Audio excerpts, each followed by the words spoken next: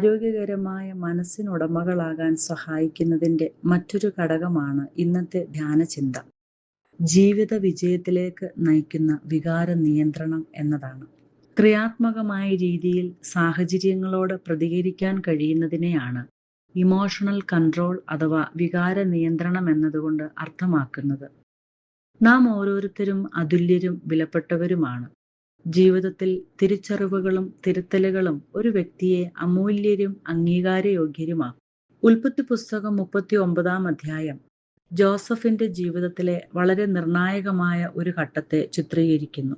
അടിമയായി സ്വന്തം സഹോദരന്മാരാൽ വിൽക്കപ്പെട്ട ജോസഫിനെ ഇശ്മായേലിൽ നിന്നും ഫറവോ രാജാവിന്റെ ഉദ്യോഗസ്ഥനായ പോത്തിഫർ വിലയ്ക്ക് വാങ്ങുന്നു.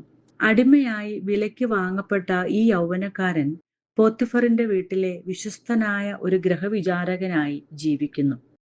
ദൈവ സാന്നിധ്യ ബോധത്തെ ജീവിതത്തിൽ ആകമാനം കാത്തുസൂക്ഷിച്ച ഒരു വ്യക്തിത്വമായി ജോസഫിനെ നമുക്ക് മനസ്സിലാക്കാൻ സാധിക്കും.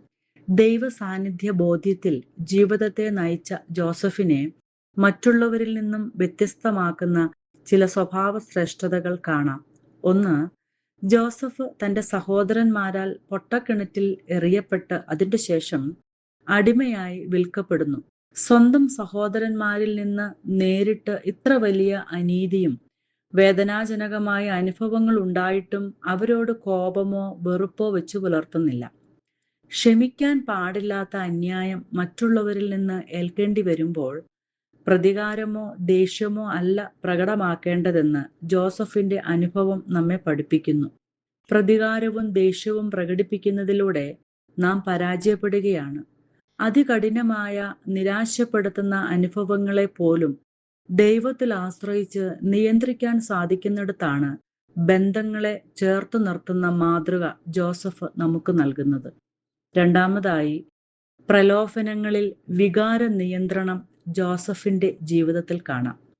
യൗവനക്കാരനായ ജോസഫിന്റെ ജീവിതത്തിൽ പോത്തിഫറിന്റെ ഭാര്യയിൽ നിന്നുണ്ടായ പ്രലോഭനങ്ങളിൽ വീണുപോകാതെ വികാരങ്ങളെ സ്വയം നിയന്ത്രണത്തിന് വിധേയമാക്കുന്നു.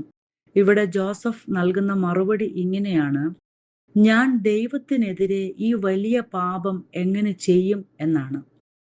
പ്രലോഭനങ്ങൾ നമ്മെ തെറ്റിലേക്ക് നയിക്കാം, പക്ഷേ ദൈവബോധം നമ്മെ ശരിയായ തീരുമാനമെടുക്കാൻ സഹായിക്കുന്നു. മൂന്നാമതായി, അന്യായമായ കുറ്റാരോപണങ്ങളിൽ ശാന്തതയോടെ ജോസഫ് പ്രതികരിക്കുന്നു. പോത്തിഫറിന്റെ ഭവനത്തിൽ നിന്നുണ്ടായ തെറ്റായ അനുഭവത്തിന്റെ പേരിൽ ജോസഫിന്റെ മേൽ തെറ്റായി കുറ്റം ആരോപിച്ച് അവനെ തടവിലാക്കുന്നു. ഇവിടെ ജോസഫ് വളരെ ശാന്തമായി അതിനെ നേരിടുന്നു.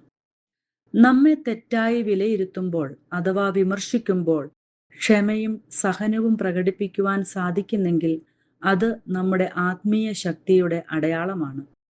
മേൽപ്പറഞ്ഞ ഇടങ്ങളിലെല്ലാം ജോസഫ് വികാരഭരിതനായി ഒരു സാഹചര്യങ്ങളെയും നേരിടുന്നില്ല, മറിച്ച് സാഹചര്യങ്ങളെ സമചിത്തതയോടെയാണ് നേരിടുന്നത്. നാം അഭിമുഖീകരിക്കേണ്ടി വരുന്ന സാഹചര്യങ്ങൾ വ്യത്യസ്തമാകുമ്പോഴും നമ്മുടെ മനോഭാവം സ്ഥിരതയോടെ നിലനിൽക്കണം. ആഴമായ ദൈവബന്ധത്തിൽ നമ്മുടെ ജീവിതം നയിക്കപ്പെടുമ്പോൾ സ്ഥിരതയോടെയുള്ള മനോഭാവം നമ്മുടെ ജീവിതത്തിൽ നിലനിർത്തുവാൻ നമുക്ക് സാധിക്കുന്നു. ജോസഫിന്റെ ജീവിതം നമ്മെ പഠിപ്പിക്കുന്നത് ജീവിതത്തിൽ വികാരങ്ങളെ നിയന്ത്രിക്കുന്നവർ സാഹചര്യങ്ങളെ ജയിക്കും എന്നാണ്. നമ്മൾ കടന്നു പോകുന്ന സാഹചര്യങ്ങൾ എത്ര തന്നെ വ്യത്യസ്തമായിരുന്നാലും അതിനോടുള്ള നമ്മുടെ സമീപനം നമ്മുടെ വികാരങ്ങളെ നിയന്ത്രിച്ച് ദൈവഭയത്തിൽ നിലനിന്ന് അർത്ഥവത്തായി ജീവിതത്തെ നയിക്കുവാൻ സാധിക്കുന്നിടത്താണ് ആരോഗ്യകരമായ മനസ്സ് രൂപപ്പെടുത്തുവാൻ സാധിക്കുന്നത്. ദൈവത്തിന്റെ ദാനമായ നമ്മുടെ ഈ ജീവിതത്തെ ഏറ്റവും വിലയുള്ളതായി കാണുവാനും അർത്ഥവത്തായി അതിനെ കൈകാര്യം ചെയ്യുവാനും ദൈവം നമ്മെ സഹായിക്കട്ടെ. ആമേൻ. ഞങ്ങളെ വിളിക്കുവാൻ ആഗ്രഹിക്കുന്നുവെങ്കിൽ 0980221957 എന്ന നമ്പർ ഉപയോഗിക്കുക.